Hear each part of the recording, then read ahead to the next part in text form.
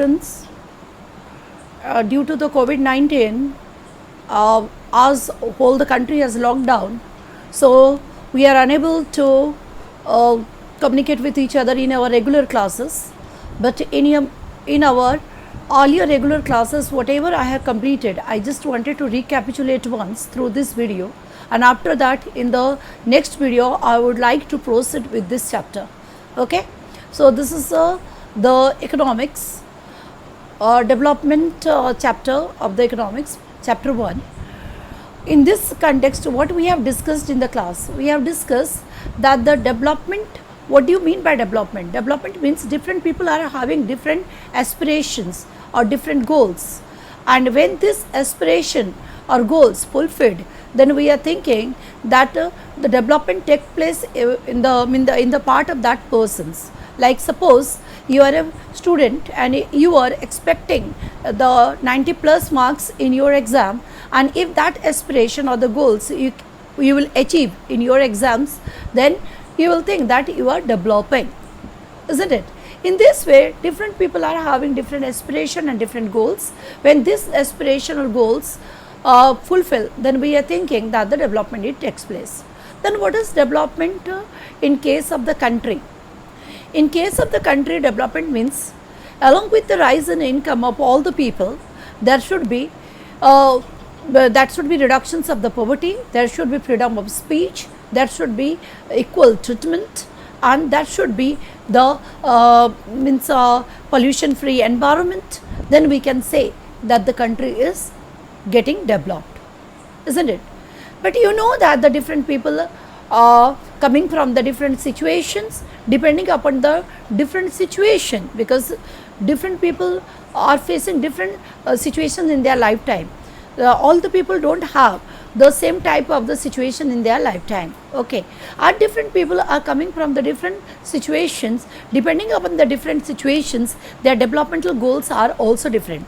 In this context, we have already discussed what is the development goal of a farmer, poor farmer, having no land, landless farmer, that is called, or what is the development goal of a rich farmer, what is the development goal of a girl belonging to a rich family, what is the developmental goal of an industrialist, what is the developmental goal of a boy belonging to the rich family, or what is the developmental goal of a women belonging to the rural area. So different developmental goal we have already discussed. Then we have already discussed that what is the features of the development. In this context, we discussed that there are 3 types of features of the development. What is that? That different people are having different developmental goals. Second thing is that what is development for one persons may not be development for other. And third, rather it may be conflicting sometimes. And third, we have also discussed that the people are having the mixed developmental goals. Okay. Then what is the role of the income in development? Maybe different people are having different developmental goals, but what is the common with all the people or with all the country? The common thing is that in development, first we are giving the priority to the income. When there is rise in income, we are thinking, and along with rise in income, we are considering the other aspect. Means for development, one aspect we are considering, that is income. But income should not be the sole aspect of development. Income should not be the sole aspect of the development. Along with income, we need some other aspect, that is to consider the development of a country or development of a person. Like when you are going to get a job, always you are not considering the income as the criteria. You may consider the conducive working environment. You may consider the social security which you are expecting from your employer. You may consider that what is the distance of the working place from your home. All these things you are considering along with your income. So only income you are not considering while you are going to opt for a job. So income always not playing the vital role, but of course income is the one of the important criteria of the development. Okay, in that context, while you are considering the income is the important criteria, which income we should be taking into consideration, whether it is the per capita income or the total income of the country. First, though, we should not take the total income of the country. What is we are considering as the total income of the country? The GDP is the total income of the country. And how we are taking in account the GDP? GDP is the sum of value of all final goods and services produced in the country, or we can take the GDP in the income aspect. We may consider that the GDP is the sum of income of all the people of a country. Any way you can explain the GDP. But whether this GDP should be taken as an index of development to compare the country, no. GDP should not be taken as the GDP means the total income of the country. Why? Because maybe two countries having the same GDP, but if the population will vary, means if suppose US is having 10 crores as the GDP and India is also having 10 crores as the GDP. But US is having suppose 6 million of people and we are having 133 million. Then obviously the per capita availability of the income will be different in two different countries, though the total income or total GDP are the same. So in that case, GDP will not be used as an index of the development because it is ignoring the population of the country. In the same way, then if we were not taking the GDP, then what we should take into account? The another income, that is the per capita income. Then what is per capita income? Total income, that is total national income divided by total population. That will give you the per capita income. Now the question is there, as compared to the GDP, per capita income is the better index to compare the country. But do you think that a per capita income is the only criteria to compare the country? No. Why no? How you will, in that context, we know that the World Bank has taken the, according to 2006 reports, 2006 World Bank has taken the World Bank has taken the data and it has divided the country on the basis of the per capita income in the two category. A country having in terms of the rupees, I am giving you the old data which is having in my book to book, this data is getting vary because every time we are getting the new editions, in few editions you are getting dollar wise also. In my book it is given rupees wise, so and it is old data. Please you try to find the new data from your book. Fine. So the World Bank is dividing the country on the basis of the per capita income, and it divided the country in the basis of the per capita income into two categories. One of the category is the rich country, means the country having the 4,53,000 per capita income and above that is considered as the rich country, and the country having 37,000 and lesser than that as considered as the poor country according to the 2004 data. In this context, India is having 28,000 rupees as the per capita income on an average, that is the average income, per capita income. So India is coming under the lowest middle, means a low income group country. India is belonging to the low income group country according to 2006 data. Fine. Now the question is, do you think that the World Bank what criteria has taken? What criteria World Bank has taken? That is per capita income. Is it enough criteria to compare the country? No. Because in your classroom I have already given one table where I have shown you that the two countries may be having the same per capita income, but the distribution of income in both the country are not equal. मैं एक example में आप लोग को बताई थी कि country one में एक 5 आदमी है, एक आदमी का 9,500, another person is having 10,500, another person 9,800, and then 10,000, then 10,200. So the total income is the 50,000. 50,000 divided by 5, per capita income is 10,000. Fine. In the similar way, country B, 500, 500, 500, 500, 4 persons are having, but the fifth person is having 48,000. So total income is your 50,000. Again, per capita income is the 10,000. 10,000 is per capita income for country A and country B. And there, I had already asked you the questions in your classroom. Then and I put the questions towards you that where you would like to be the citizen. then you have told that we would like to be the citizen of country A rather than country B. Then I asked the question why you wanted to be the citizen of the country A, and you have only given the answer that in country A, along with the persons who are individual income is not much vary from the average income. Means someone few are having 9,800, few are having 9,500 or 10,200 is near to 10,000, which is the per capita. But in country B, 4 person is having 500, 500, 500. So that is not near to per capita income, that is 10,000. So that means what is the demerits of the per capita income by using as the index of the development? The demerits of the per capita income to use as the index of development is that it is ignoring the distribution of income. It is not showing whether the income is equally distributed or not equally distributed. Is that clear?